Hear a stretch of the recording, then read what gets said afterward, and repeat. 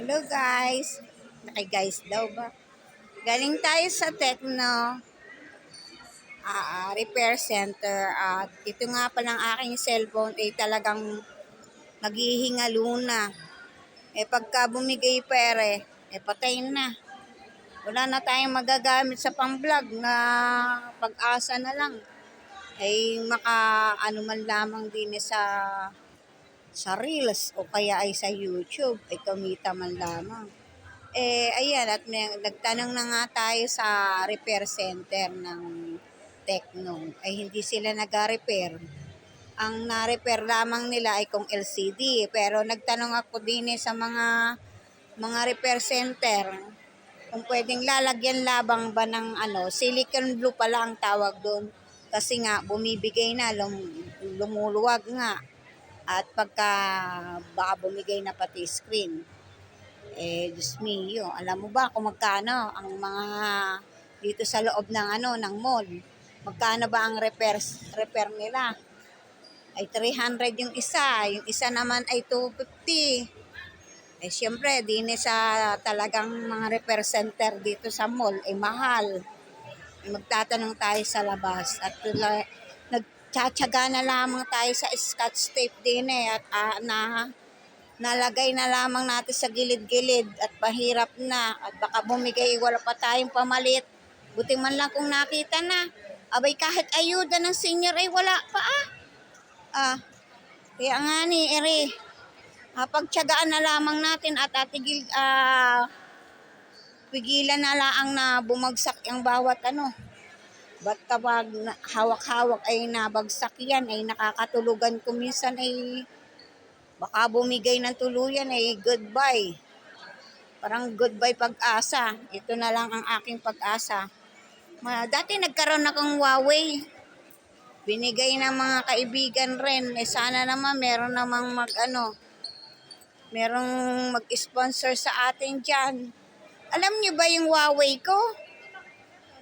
Ay nako, alam niyo ba? Na-disgrasya yun. Natakbuhan na ko.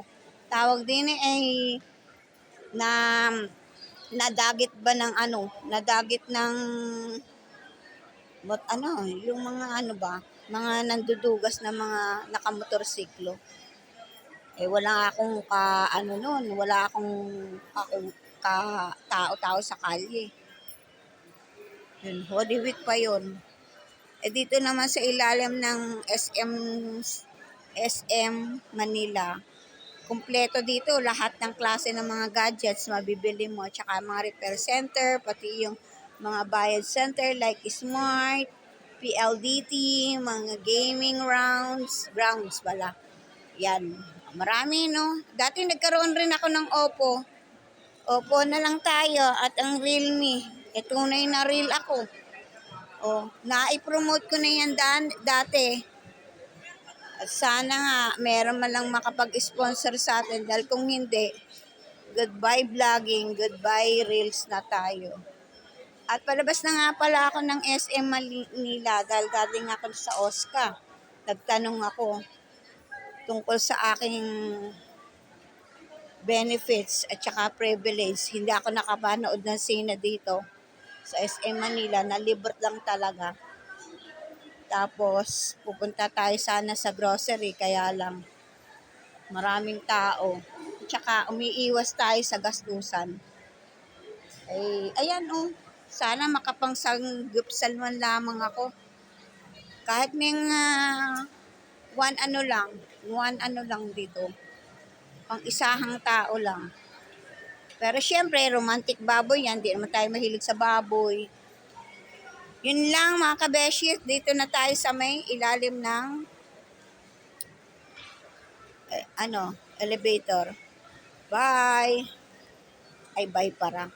Marami pa sana akong ilibutan dito. Mga gongcha, mga bistro. Ito ang itsura ng SM Manila. May ramen 99. Starts at 99. Di mag-Lucky Me ka na lang. Promoting, not sponsored. Meron ditong Khao Kai. Thailand to, chicken house. Wow, beef cow. At meron naman ditong St. Paul sa mga religious dyan. Ayan, ito na yung food court ng SM Manila. At tayo ay uuwi na. Ayan, SM Supermarket. Gusto mo nating mag-grocery, wala tayong pambili. Magtiyaga na lang tayo kung anong mayroong makakain dyan. At meron namang pagkain sa bahay kahit papano. Importante lang merong kakainin. At hindi tayo matutumba. Pag tayo kahit man lang nakaupo, hindi tayo matutumba sa gutom. Pag kundi lang ako nagpunta dito sa SM Manila, SM City Hall, at saka sa Oscar, hindi ako lalakad dahil ako'y ng kaso. 1 week rin akong ng kaso. Ulan at arawan. So, yun lang mga beshi. At aakyatin ko na ang second floor. Ay, first floor pala. Palabas na tayo sa SM Manila. At baka ako ay maulanan na naman. Bigla-bigla. Mahirap na. So, yun lang. Goodbye, everyone.